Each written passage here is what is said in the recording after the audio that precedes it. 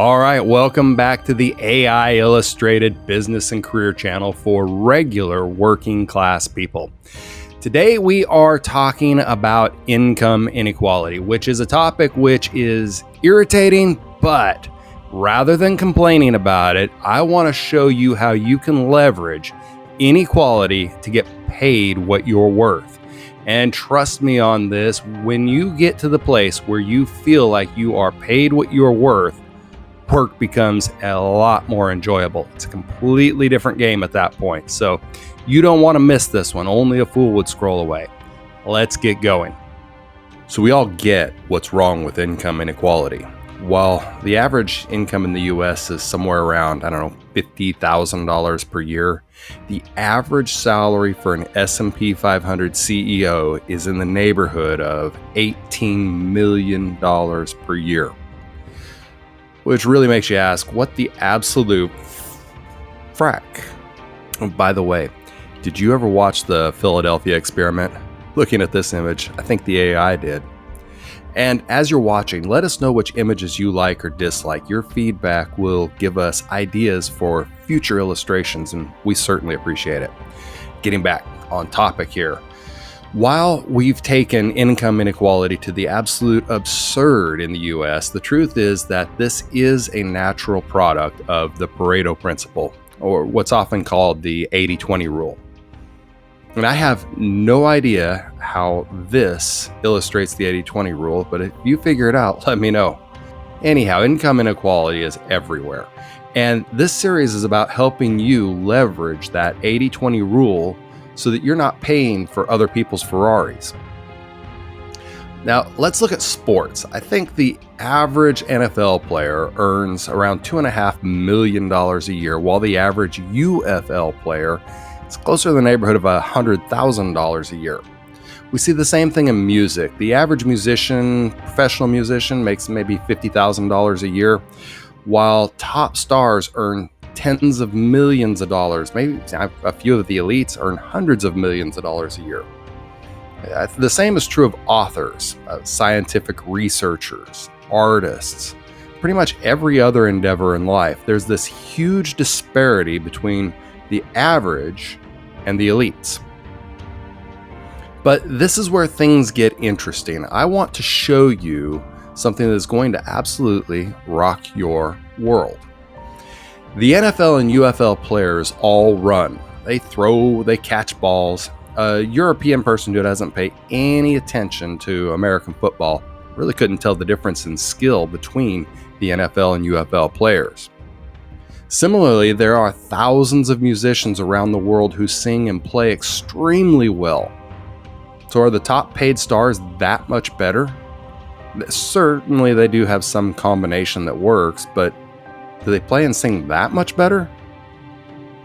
Great authors are just slightly better than average authors. I think probably book snobs are the only ones who could actually tell a difference. In every area of life, there is this marginal difference between the greats and everyone else. The same is true at work. There's this very small difference between low-level supervisors and executive management. But that tiny difference results in huge pay gaps. So the first truth in our playlist was that knowledge and skills are the foundation to life. Our second truth is that small increases in knowledge and skill pay off exponentially. Now, I want you to understand why this is true. And I think NASCAR offers a clear illustration because of the way they measure results.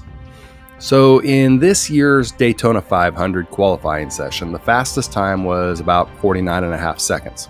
The slowest time was 51.4 seconds. So the fastest, most well-funded teams with the greatest talent in the sport were about 4% better than the slowest, most underfunded teams.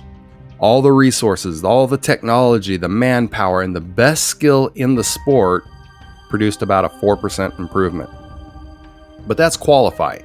What happens in the actual race? Well, they all start off relatively close in their ability, but by the end of the race, some teams can't even finish. Other teams may be multiple laps down, essentially meaning they are minutes behind.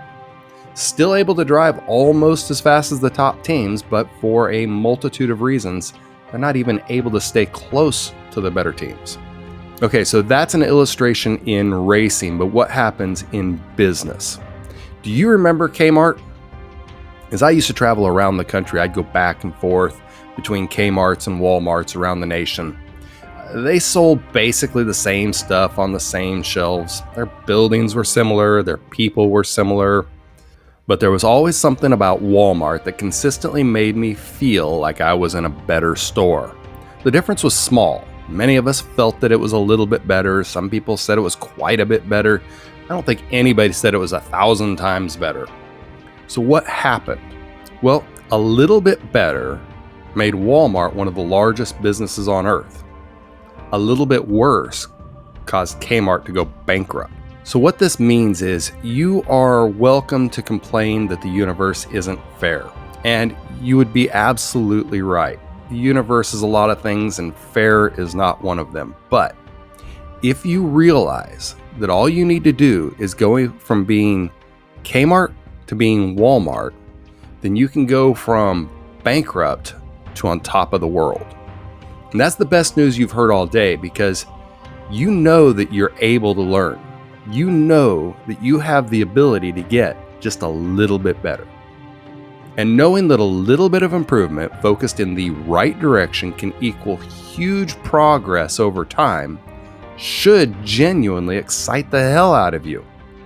Now, to be clear, you've got to be smart about your small improvements. When I see people pushing to advance their career, they fail and get frustrated because they've put their effort in the wrong direction. So then what's the right direction? Well, that's exactly why we're studying failure and success. So we're going to continue this in the next video. We'll see our subscribers there. And for those of you who aren't subscribers, well, hope you don't miss out. Have a great day.